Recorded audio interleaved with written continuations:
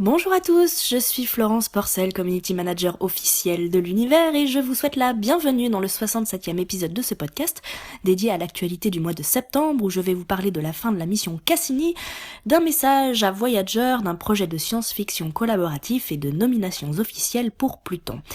Et tout d'abord, excusez-moi pour la voix, je suis en toute petite forme, c'est pas... voilà... c'est pas la grande forme globalement. Donc on va y aller doucement. Et bien sûr, donc, commençons par l'événement de ce mois de septembre, celui qui était prévu depuis environ un an, c'est la fin de la mission Cassini.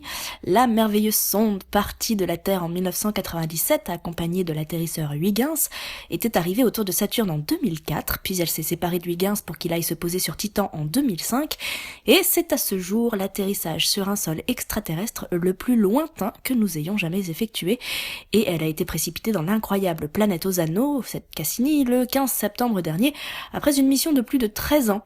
Elle s'est donc vaporisée dans l'atmosphère saturnienne pour éviter de contaminer des lunes potentiellement habitables ou habitées, et pour engranger des données que nous n'aurions pas pu obtenir autrement.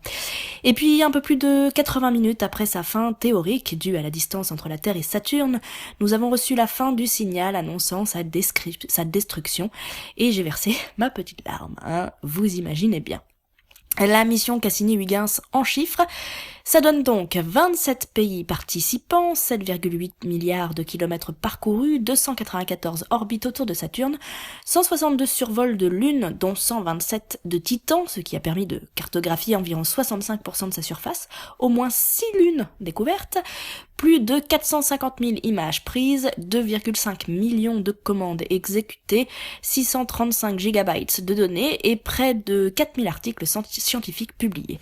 Et ce n'est pas fini, ces données vont pouvoir faire travailler des dizaines de chercheurs pendant encore au moins 20 ans. C'est l'une des missions les plus incroyables d'exploration spatiale qu'on ait jamais effectuée et pour l'occasion j'ai repris les commandes de mes comptes Twitter pour raconter sa fin du point de vue de Saturne. Alors le matin même, elle était encore dans le déni, comme moi. Je vous laisse découvrir le dialogue entre la Terre et elle, entre autres participants, sur mon blog ou sur Twitter si ça vous intéresse, mais ensuite, une fois Cassini vaporisée, elle s'est exprimée à nouveau, je cite. Ça fait bizarre sans Cassini en orbite, 13 années terrestres. Plus rien d'artificiel qui me tourne autour. Grand vide, grand rien. L'insupportable linéarité de la courbe. Sonde vaporisée dans mon atmosphère. Bijou de technologie humaine arrivé depuis un caillou bleu. Si on m'avait dit un jour que je m'attacherais autant à un minuscule engin tout autant que je tiens à mes précieux. 4 milliards 500 millions d'années à gérer des dizaines de lunes et mes anneaux, et un jour, une chose biscornue, étrange, venue d'ailleurs. Cassini. Intrusive, insistante, presque sans gêne. Et j'ai été touchée par sa soif de connaissance, infatigable, virevoltante, curieuse de tout, pas si intrusive, finalement. Distance respectueuse, même pour mes lunes. J'ai été flattée. Et ces portraits qu'elle a fait de moi. 4 milliards 500 millions d'années plus 13 et je me demande déjà comment était la vie sans elle. Petite chose biscornue venue d'ailleurs. J'ai longtemps pensé qu'elle repartirait comme elle est venue, un beau jour, sans crier gare. Mais non, pas de retour au petit caillou bleu. Juste une dernière étreinte, avec moi. C'était un déchirement, mais ce fut un honneur. Voilà, c'était ma manière à moi de rendre hommage à cette mission fantastique qui m'aura fait rêver pendant autant d'années. Alors j'ai toujours un petit pincement au cœur quand je pense qu'on n'a plus d'envoyé spécial en orbite là-bas et que rien n'est pour l'instant signé pour y retourner, mais je me console en me souvenant que les données vont pouvoir encore nous permettre de faire des découvertes ces prochaines années. Enfin, quand je dis nous, je parle évidemment des scientifiques. Et justement, j'en ai rencontré un de scientifiques qui travaille sur les données de Cassini, il s'appelle Gabriel Toby, il travaille à Nantes, mais en fait il parlera de lui et de son travail mieux que moi, donc je lui laisse la parole. Donc, je suis Gabriel Toby, je suis planétologue au CNRS et je travaille au laboratoire de planétologie et géodynamique qui se trouve à Nantes, à l'université de Nantes. Donc, moi, mon rôle dans cette mission, c'était surtout d'exploiter les données, d'essayer de trouver une interprétation physique à ce qu'on a pu observer avec la mission Cassini. Donc je n'ai pas été associé à un instrument en particulier sur la mission, mais j'ai plutôt travaillé sur essayer de comprendre par exemple comment Titan a pu évoluer depuis sa formation, pourquoi il a une atmosphère. Sur Encelade, j'ai essayé de m'intéresser à savoir à quelle profondeur peut se trouver son océan sur Encelade, quel est le lien entre l'océan et ce qu'on observe au niveau du pôle sud d'Encelade. Donc c'est ce genre de questions que j'ai essayé de répondre en utilisant les différentes données de Cassini. Donc ça, on a plein de données qui ont été collectées par Cassini, donc ça c'était un un des grands apports de la mission Cassini, c'est de nous apporter plein d'aspects différents à la fois sur la géologie, sur la géophysique de ces lunes, c'est-à-dire sur leur intérieur, sur la composition des atmosphères. Et en fait, en utilisant tout ça, on peut essayer de mieux comprendre l'histoire de ces lunes et d'essayer de comprendre quelles sont leurs caractéristiques physico-chimiques dans leur intérieur notamment. Et alors du coup, à combien de kilomètres sous la surface se trouverait cet océan sur Encelade ? Alors la prédiction que l'on a faite, c'est entre 5 et 2 km, donc les paris sont lancés.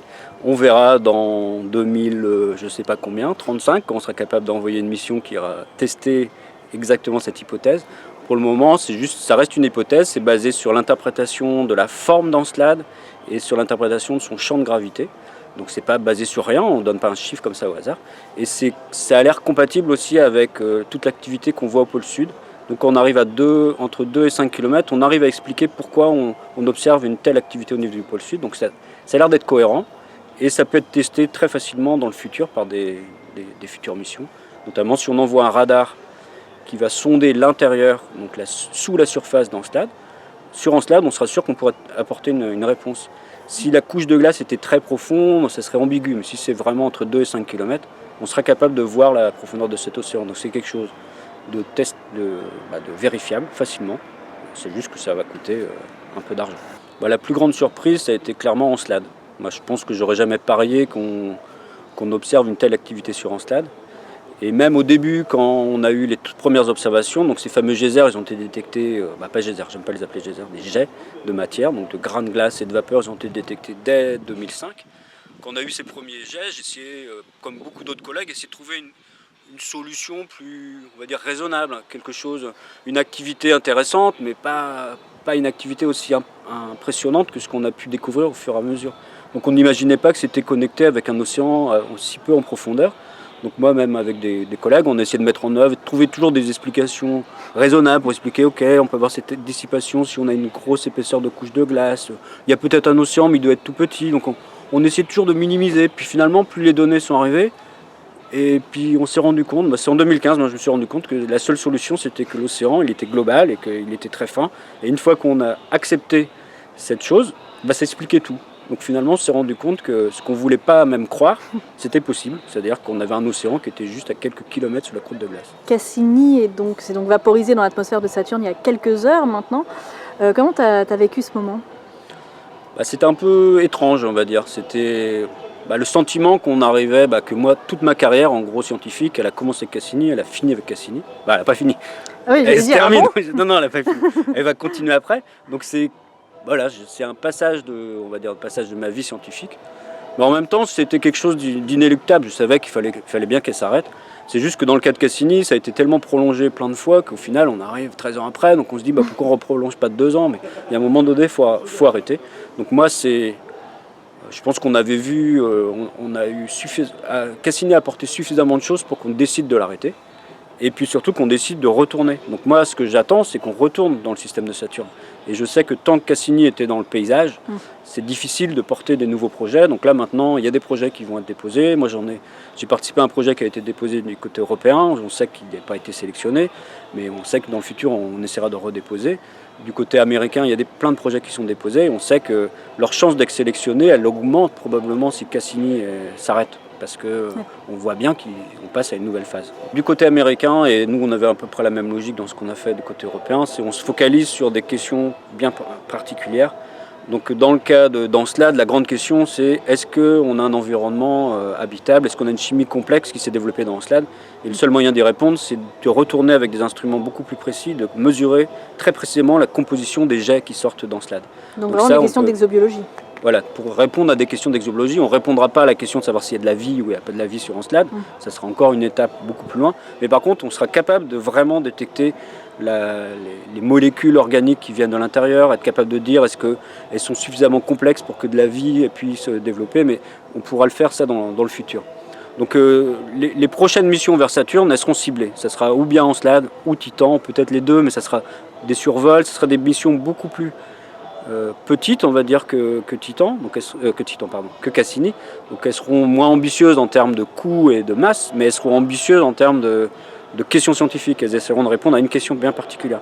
Cassini, Elle ne voulait pas répondre à une question. Cassini, elle voulait nous faire explorer le système de Saturne et nous ouvrir plein de questions. Donc en fait, elle n'a pas vraiment répondu à une question. Une des questions qu'on avait, c'est qu'est-ce qu'il y a à la surface de Titan? Maintenant, on sait, il y a quelque chose qu'on ne comprend pas. Mais il y a quelque chose, on l'a vu. Donc elle a au moins répondu à cette question, mais elle a ouvert plein d'autres questions. Donc c'est vraiment... On va progressivement, donc au début on fait de l'exploration. Donc là on a exploré le système de Saturne, on peut dire qu'on le connaît à peu près. On connaît les acteurs principaux du système de Saturne. Et maintenant on va passer dans une phase de caractérisation de chacun de ces objets phares, on va dire, du monde de Saturne. Donc il y a la planète Saturne, mais je pense qu'une mission dédiée vers Saturne, ça va être très compliqué, sachant que Cassini a fini dans Saturne. Par contre, une mission dédiée à Encelade ou à Titan, c'est tout à fait dans l'ordre du possible. Si j'avais un budget illimité, je ferais, pas illimité, mais on va dire un budget comme Cassini, 4 milliards c'est déjà très bien, je ferais une mission... Illimité. Non mais 4 milliards déjà c'est bien parce que... Avec 4 milliards, donc on a testé justement un projet de type 4 milliards qui s'appelait TSSM, donc Titan Saturn and System Mission. Donc moi j'ai pu participer justement à l'équipe qui avait travaillé sur cette mission et qui a fait la pré-étude, on va dire, de la proposition. Et je pense que c'est ce type de mission qu'il nous faudrait, c'est-à-dire une mission qui va dans le système de Saturne, qui va faire plusieurs survols d'Encelade et qui va finir par se mettre en orbite autour de Titan, déposer des éléments à la surface de Titan. Alors on pourrait me dire, mais pourquoi on ne va pas déposer des choses sur Encelade? Je pense qu'Encelade, c'est prématuré d'aller se poser sur Encelade. Sur Encelade, il faut déjà passer avec des instruments très précis et mesurer les jets, et c'est suffisant. Et vu que la gravité est très faible sur Encelade, il est proche de Saturne, ça va être compliqué. Donc c'est beaucoup plus simple de faire une mission qui va passer plusieurs fois, qui va mesurer très précisément, et après qui va aller se poser tranquillement qui va aller autour de Titan, qui va se mettre en orbite autour de Titan, et qui va aller déposer des éléments in situ dans Titan, donc par exemple un ballon, une montgolfière, ou même un drone. Il y a des projets de drones. On ne l'avait pas considéré dans TSSM, mais c'est tout à fait quelque chose de raisonnable. Et puis poser quelque chose dans un des grands lacs, parce que c'est pareil, les lacs, c'est un objet à part entière qu'il faut qu'on explore. Donc je pense que la mission TSSM qui avait été proposée dès 2009, c'est ça qu'il faudrait faire, si on avait un budget limité. L'exploration générale, moi je pense comme toute personne, je me trouve tout petit à chaque fois quand je pense à l'espace, quand je pense... Donc après, quand je pense à Titan de manière très concrète, on analyse les données, on oublie. Mais c'est vrai que dès qu'on reprend un peu de recul, on se rend compte de l'immensité déjà du système solaire, de la petitesse de la Terre, qui est toute petite dans le système solaire. Et quand on commence à comparer aux autres planètes, on se rend compte que qu'il y a des environnements qui sont très différents, ils sont très intéressants, mais on se rend compte surtout qu'ils ne sont pas comme la Terre. Donc en fait, je pense que c'est surtout ça on se rend surtout compte de l'unicité de la Terre quand on commence à explorer les autres lunes. Donc c'est très intéressant, on a un côté un peu d'explorateur, on va explorer, mais rapidement on se rend compte, ok, c'est très intéressant, Encelade, je trouve ça passionnant, je peux passer des journées à travailler sur Encelade, mais je sais que peut-être qu'on va trouver un organisme vivant dedans et ça sera une révolution, mais jamais on ira habiter sur Encelade, jamais un homme n'ira... Peut-être il ira se poser sur Encelade, mais il n'y aura pas trop d'intérêt. Ça restera dans tous les cas un objet d'étude scientifique. Peut-être que Titan, on peut imaginer qu'on fera des bases scientifiques, mais dans tous les cas, ça restera des objets d'étude scientifiques. Voilà, merci à lui de m'avoir accordé un peu de son temps, et ce que je retire de cet entretien, c'est surtout cette idée que cette mission a fait une première étape d'exploration globale, comme une sorte de tour de propriétaire pour faire un état des lieux de ce qui existe, de commencer à peu près, et pour lister ce qui mériterait qu'on approfondisse.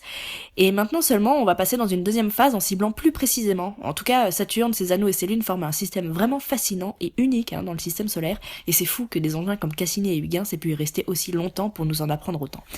Alors outre les données, il y a bien sûr les images qui nous ont envoyées de là-bas, très loin, et avant de revenir en musique sur les plus emblématiques, en voici quelques-unes que je vais commenter. Alors voici d'abord Neptune et Triton, vus depuis l'orbite de Saturne, donc par Cassini, le 10 août dernier. La dernière des géantes glacées apparaît bien bleue avec son plus gros satellite. Des vues de Neptune, c'est assez rare pour être souligné, mais alors de Neptune avec Triton, ça l'est encore plus. J'adore cette image, je la trouve très émouvante. Retour autour de Saturne, avec cette photo d'Encelade tout aussi émouvante et sublime, la couleur un peu fantomatique sur la partie nuit du satellite, là, un peu verdâtre, c'est le reflet de la lumière réfléchie par Saturne. C'est vraiment super beau. Et celle-ci est émouvante aussi, puisqu'il s'agit de la toute dernière image de Cassini. C'est l'ultime. Elle a été retravaillée par Roman Tchatchenko, et on y voit sans doute l'endroit où la sonde a fini par se vaporiser quelques instants plus tard. Et pour rendre hommage à cette mission Cassini-Huygens, et parce que des photos valent mieux que 1000 mots, je vous ai fait une petite sélection des plus belles images de la mission. Alors au début c'est dans l'ordre chronologique, le lancement, le survol de Jupiter, la descente sur Titan, mais ensuite c'est en vrac, et à la fin c'est vraiment la dernière image de Saturne en entier, et la dernière image tout court. Regardez. 5, 4, 3, 2, 1, and liftoff of the Cassini spacecraft on a billion-mile trek to Saturn.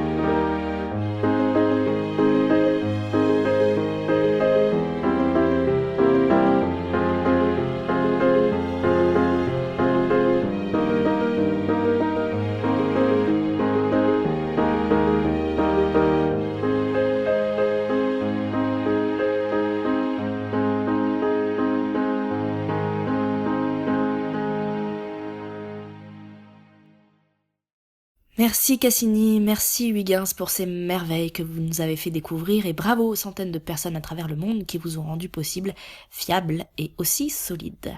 Je précise que toutes les images présentées là sont des images réelles, il n'y a aucune vue d'artiste ou d'image de synthèse et la musique est une composition personnelle, elle n'est donc pas libre de droit puisqu'ils sont à moi et à la personne qui en a fait les arrangements. Si vous voulez plus d'images de Cassini, la NASA a mis en ligne un e-book d'images à télécharger gratuitement sur plusieurs supports possibles. Je mets le lien dans la description sous la vidéo si ça vous intéresse. Et pour clore cette catégorie images, cette photo retrouvée par l'ESA, il s'agit également d'une sonde morte il n'y a pas longtemps précipitée vers le corps de l'astre qu'elle étudiait. Et bravo, il s'agit bien de la dernière photo de Chury par Rosetta. Elle est tout aussi émouvante et pour situer l'endroit sur la comète, voici une mise en contexte à travers plusieurs zooms avant. Et enfin, le site d'atterrissage de Rosetta qui ne s'est pas vaporisé, elle s'est juste posée alors qu'elle n'était pas du tout faite pour ça, donc à mon avis elle est pas en très très bon état, mais voilà, cette image est à l'échelle.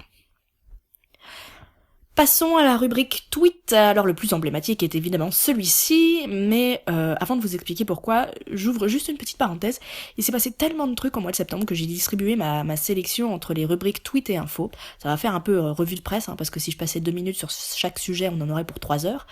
Et j'ai pas 3 heures de voix devant moi. Mais voilà, fin de parenthèse. Donc, ce fameux tweet du jeune Asperger Nerd date peut-être de début août, mais c'est le 5 septembre que la NASA l'a annoncé comme étant le grand gagnant du jeu concours organisé pour fêter les 40 ans du lancement des sondes Voyager.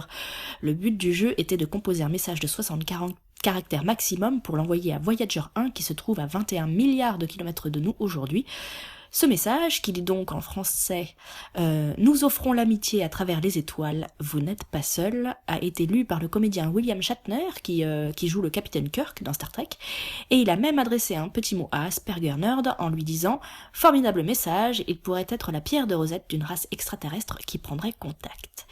Et une fois le message lu et envoyé, le compte Twitter des sondes a répondu « J'ai été et je serai toujours votre ami ».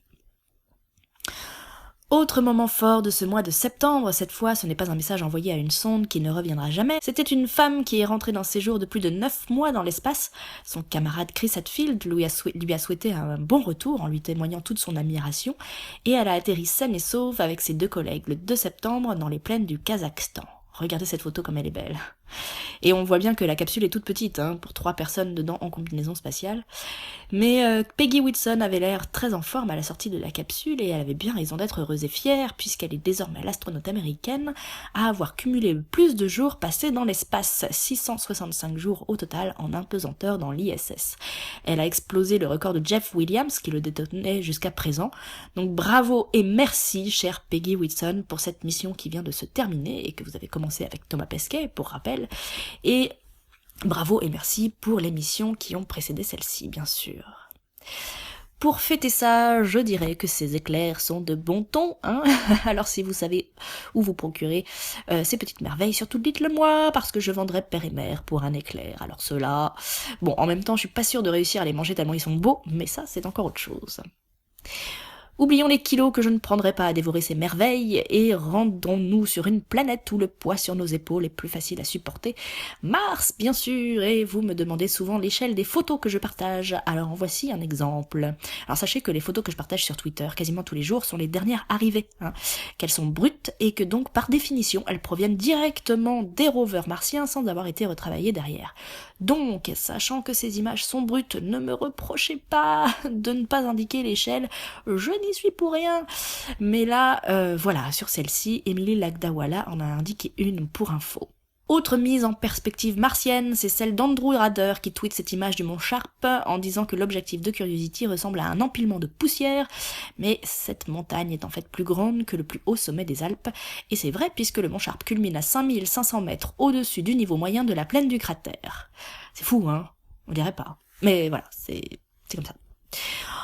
En attendant de grimper tout là-haut, Curiosity ne chôme pas et fait de la science chaque jour, et elle a d'ailleurs fêté son demi-million de tirs laser le 20 septembre. Et si c'est Jean-Yves Le Gall, le président du CNES, qui tweet la bonne nouvelle, c'est parce que ce 500 millième tir a été opéré depuis Toulouse, et surtout aussi parce que l'instrument qui permet de faire ça, Camicam, a été imaginé et conçu à Toulouse et qu'il est l'instrument le plus utilisé de Curiosity. Voilà, c'est toujours bon de rappeler que quelque part en France, il y a des gens dont le métier est de tirer au laser sur des roches martiennes grâce à un instrument qu'ils ont inventé et conçu et qui se trouve désormais sur le robot le plus high-tech du système solaire. Il n'y a pas que sur Mars qu'on a des engins, on en a aussi à disposition autour, et c'est le cas de la sonde européenne Mars Express qui vient de fêter ses 5000 jours de science en orbite. Cassini, c'est fini, Mars aussi pour aujourd'hui, alors prenons des nouvelles de Jupiter, et désolé pour la chanson que vous aurez dans la tête. Et c'est l'incroyablement talentueux Sean Doran qui s'amuse avec les données de Juno quand Mars le lasse. Bien sûr, les couleurs sont exagérées, mais ça vaut quand même le coup d'œil. Et revenons sur notre bonne vieille Terre qui nous a malheureusement fourni en ouragan pas piqué des vers ce mois de septembre avec des nouvelles du télescope d'Arecibo qui a subi les assauts de Maria. Une antenne a chuté sur la parabole, nous informe David Fossé du magazine Ciel et Espace. J'espère que les dégâts ne seront pas trop sérieux.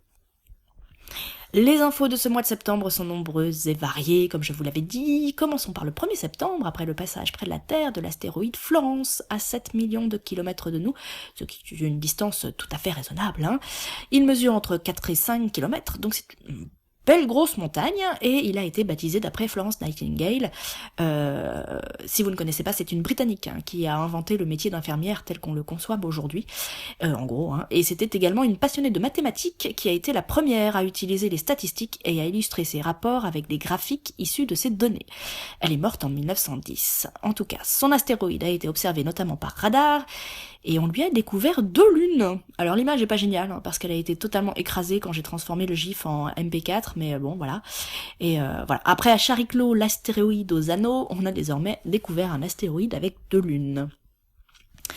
Et pour rester dans les astéroïdes et les passages près de la Terre, la sonde américaine OSIRIS-REx, qui a été lancée l'année dernière vers l'astéroïde potentiellement dangereux Bennu, nous a frôlé pour faire son assistante gravitationnelle et lui permettre de se mettre sur la bonne orbite pour rejoindre l'astéroïde en 2018, comme on peut le voir sur cette animation. Elle a survolé le pôle sud, la Vénarde de notre planète, et les scientifiques en ont profité pour tester ses instruments et tout fonctionne très bien. Elle nous a même envoyé cette magnifique photo de la Terre, prise un peu plus tard après son survol à 170 000 km de distance.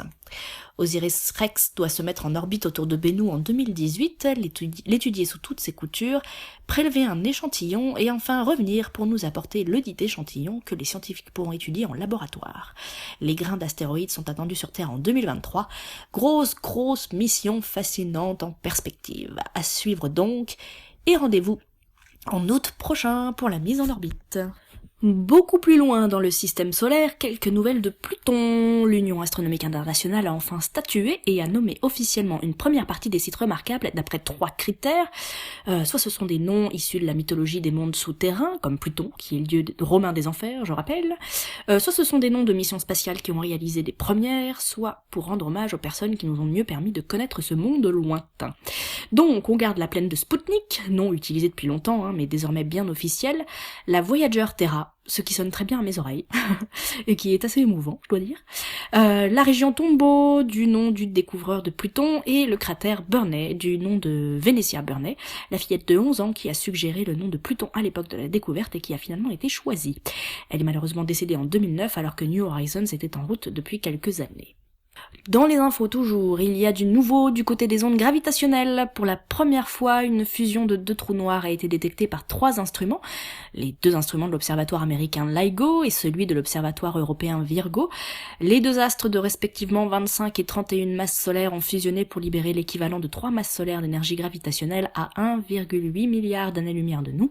Et pour la première fois, grâce à la triangulation, les scientifiques ont pu restreindre le périmètre de provenance de l'événement. C'est une très belle découverte, due encore une fois à la coopération internationale, et ça ne fait que commencer.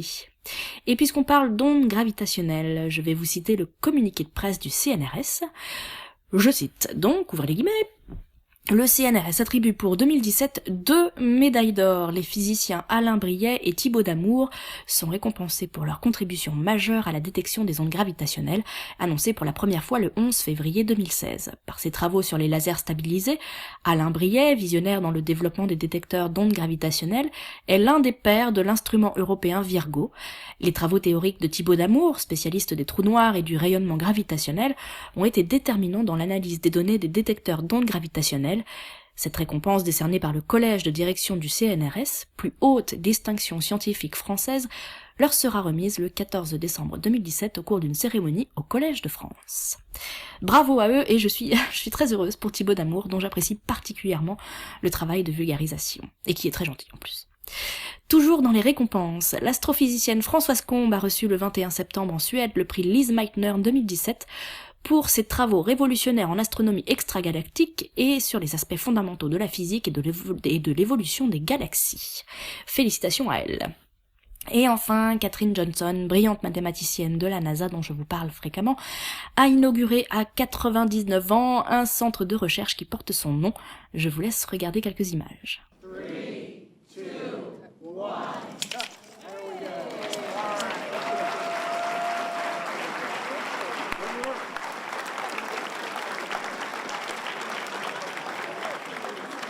We're here to honor the legacy of one of the most admired and inspirational people ever associated with NASA. And the person for whom this building is going to be named after, Katherine G. Johnson, the mathematician and human computer. So today is not about names. Today is, Katherine, what you have been, a trailblazer, and your name will go on and on to all of those young women who follow behind you, who have the courage to do it because of you, Katherine. So thank you on behalf of all of us. Katherine's work and that of the other women mathematicians who worked here with her is the foundation of this building. We are living in a present that they willed into existence with their pencils, their slide rules, their mechanical calculating machines, and of course, their brilliant minds. Oh, ça m'émeut tellement de voir toutes ces images-là, ça me donne trop envie de reprendre des études pour aller travailler dans ce centre-là, précis. Ah, en tout cas, c'est un bel hommage de la NASA, merci à eux et félicitations à elles. Dans la rubrique 2.0, il y a l'Observatoire de Paris qui a ouvert une chaîne YouTube. Alors peu de vidéos pour le moment, mais je tenais tout de même à vous le signaler. Et puis je suis tombée un jour sur cette vidéo.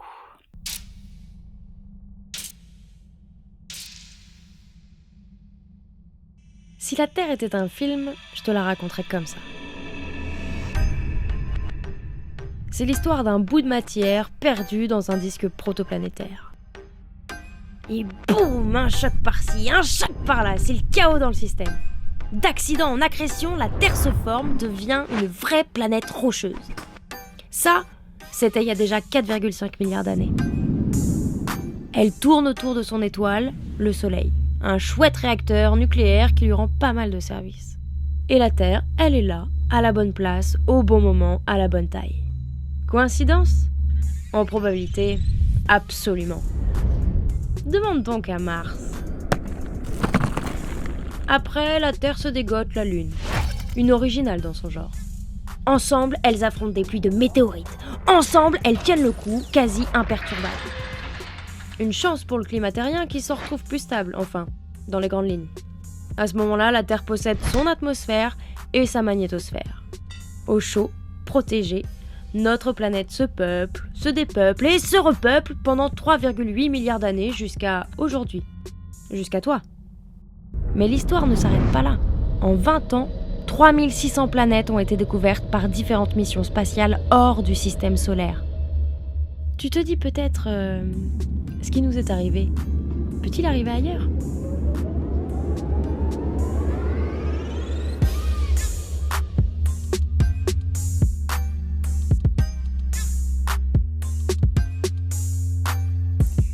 Et j'ai trouvé ça trop cool. Je suis donc allée demander à Alice Mounissamy de m'en dire un peu plus sur ce projet littéraire, scientifico-collaboratif en ligne. Bonjour, je suis Alice Mounissamy, je suis journaliste scientifique de formation et depuis 1 an j'ai intégré le projet de recherche Explore Nova au sein du CEA. J'y développe des nouvelles formes d'apprentissage par le numérique. Et pendant 1 an, j'ai été en immersion dans un laboratoire d'astrophysique, le laboratoire de dynamique des étoiles, des exoplanètes et de leur environnement. Et le projet que je vais vous présenter, en fait, c'est l'aboutissement de cette expérience-là. La Terre, un scénario original, c'est un projet qu'on a développé sur la plateforme Facebook. Donc ce sera 7 semaines de diffusion d'une histoire, donc la quête de l'originalité de la Terre. Et pendant ces 7 semaines, l'équipe donc, qui est composée d'astrophysiciens, de climatologues, d'un philosophe et d'une écrivaine de science-fiction vous accompagneront pour continuer cette histoire, la poursuivre, lui donner des extensions. L'idée, c'est donc à la fois de partager du contenu scientifique au quotidien et de répondre à vos questions, commentaires, d'avoir vos enrichissements et en même temps de mener un atelier d'écriture sur un atelier qui concerne la production d'une nouvelle collaborative qui s'appelle La Signature de l'eau, donc avec Estelle Faye, l'écrivaine, pour construire l'histoire d'une mission spatiale affrétée sur une exoplanète qu'il faudra construire au fur et à mesure du projet. Alors ce projet de nouvelle, il va être ensuite repris par les astrophysiciens, notamment Roland Lehoucq, qui en fera un commentaire avec son œil de scientifique. Le champ de recherche des exoplanètes est assez intriguant parce que depuis 20 ans, on a découvert presque 4000 exoplanètes et ce qui a étonné les chercheurs au prime abord, c'est la grande diversité des systèmes qu'on pouvait rencontrer qui peuvent être très très différents de notre système solaire à nous. Et dans le même temps, en fait, dans ces systèmes, il y a beaucoup de planètes rocheuses qui sont de taille similaire à celle de la Terre et qui pourraient être potentiellement dans la zone habitable de leur étoile. Et ce qui est intéressant aussi, c'est donc de se demander jusqu'à quel point la Terre est-elle générique. Pour l'instant, on n'a découvert qu'une seule planète où il y avait de la vie, c'est la Terre, et où les conditions climatiques permettaient d'avoir maintenu cette vie sur autant de temps, sur 3,8 milliards d'années. L'idée de réaliser ce projet-là au CEA, finalement, c'est de proposer un nouveau lien entre les lieux de production de la science et les grands publics, tous les publics. Le point commun, finalement, entre les scientifiques et ces grands publics, c'est l'imaginaire. Et c'est pour ça qu'on a pensé à la science-fiction, parce que finalement, le champ des exoplanètes, c'est le champ qui pose la question de la vie ailleurs. Est-ce qu'il y a de la vie ailleurs? Est-ce qu'il y a d'autres mondes habitables dans l'univers? Et donc ce moteur qui est l'imagination, donc à travers l'imagination d'une mission spatiale qui peut prendre beaucoup de temps pour les chercheurs de concevoir une mission spatiale et de la réaliser, et à son pendant aussi dans l'écriture de science-fiction, de concevoir un univers, de concevoir une mission spatiale, des relations entre des personnages, etc. Donc notre idée, c'est finalement de donner des contenus de science pour que les gens se les approprient et construisent un petit peu leurs connaissances et les assimilent à leur manière. Merci beaucoup Alice pour toutes ces informations et Roland Lehoucq m'a dit que le résultat de cette expérience sera présenté aux Utopiales. Donc si vous voulez participer à l'écriture d'une nouvelle de science-fiction, rendez-vous sur la page Facebook Explore Univers et sur le site dédié. Je mets tous les liens dans la description sous la vidéo évidemment. Du côté de l'agenda maintenant, amis belges, j'ai un ami physicien qui organise des conférences Science and Cocktails et ça commence le 4 octobre à Bruxelles avec un sujet sur les exoplanètes. Plein d'autres sont déjà annoncés, tout est sur le site. Les rencontres exobiologie jeunes chercheurs auront lieu du 16 au 18 octobre au CNES à Paris. Il est toujours possible de s'inscrire pour les étudiants et les étudiantes intéressés. Le lien est également dans la description sous la vidéo et j'en profite pour faire un petit coucou à Robin. La fête de la science se déroulera du 7 au 15 octobre partout en France, c'est donc bientôt pour tout public, toute discipline et tous âges confondus, donc n'hésitez pas à consulter le programme sur le site fêtedelascience.fr et pour info, vous ne m'y verrez pas, nulle part, pour rien du tout, parce que je suis censée me reposer le plus possible. Et enfin, pour finir cette rubrique agenda, une nuit de l'espace est organisée à Lyon pendant le Festival Lumière. Ça se passera à la halle Tony Garnier le 21 octobre à partir de 20h30. Et les films projetés seront Gravity, Interstellar, Star Trek et Seul sur Mars. Je vous avoue, c'est super tentant, mais je rappelle que je suis censée me reposer, donc on verra bien. Et côté culture, bien sûr, c'est la sortie de mon nouveau livre sur le système solaire le 20 septembre. septembre. Je n'y reviens pas en détail parce que je l'ai fait dans une vidéo, mais sachez que vos premiers retours m'ont déjà fait très chaud au cœur. Et pour ceux qui ont prévu de le lire, j'espère qu'il vous plaira. En tout cas, je serai en dédicace à Décidre-Pardieu à Lyon le 7 octobre prochain, et je vous tiens au courant des autres dates. Pour info, je serai à Rennes, à l'Espace des Sciences, le 11 octobre avec Gabriel Toby. Le 14, il me semble que je signe dans une librairie à Nantes, mais je vous redirai ça. Et je serai bien sûr aux Utopiales du 3 au 5 novembre pour 2 tables rondes, et également parce que Mars Horizon est nominé pour le prix de la meilleure BD de science-fiction. Et alors là, j'ai pas la pêche, hein, donc je peux pas crier partout, mais je vous avoue que je plane totalement, je plane, voilà. Bref, globalement, merci à vous de tous les retours que vous m'envoyez sur les 2 livres et sur la BD. Je vous assure que je mets tout mon cœur et tout mon sérieux dans chaque projet, et que ma plus grande crainte est évidemment de vous décevoir. Alors n'hésitez pas à me dire ce que vous pensez de la folle histoire du système solaire, quel qu'ait été votre avis évidemment, mais n'oubliez pas de rester constructif dans vos critiques. Voilà, c'est la fin de cet épisode 67 dédié à l'actualité très dense du mois de septembre, aussi dense que l'énergie est absente chez moi en ce moment. Spatialiste revient bientôt sur la chaîne String Theory avec des épisodes sur Mars et Vénus, avec un guest d'ailleurs. Sinon, vous pouvez me suivre sur Twitter et sur ma page Facebook où nous serons bientôt 10 000. Merci à tous les tipeurs qui m'aident. Je ne pourrais pas continuer sans vous. Et surtout, si vous voulez m'aider, le plus simple est de vous abonner à la chaîne, d'en parler autour de vous et de partager les vidéos le plus possible. J'ai désactivé les commentaires parce que je n'en peux plus de m'en prendre plein la gueule. Et comme dirait l'autre, je suis pas ici pour souffrir, ok ? Mais je les réactiverai sans doute quand je serai un peu moins fatiguée. Merci de votre compréhension en attendant, et je vous lis de toute façon sur Twitter et sur Facebook. Prenez soin de vous, prenez soin de notre planète, et n'oubliez pas de rester le nez en l'air à ne rien faire.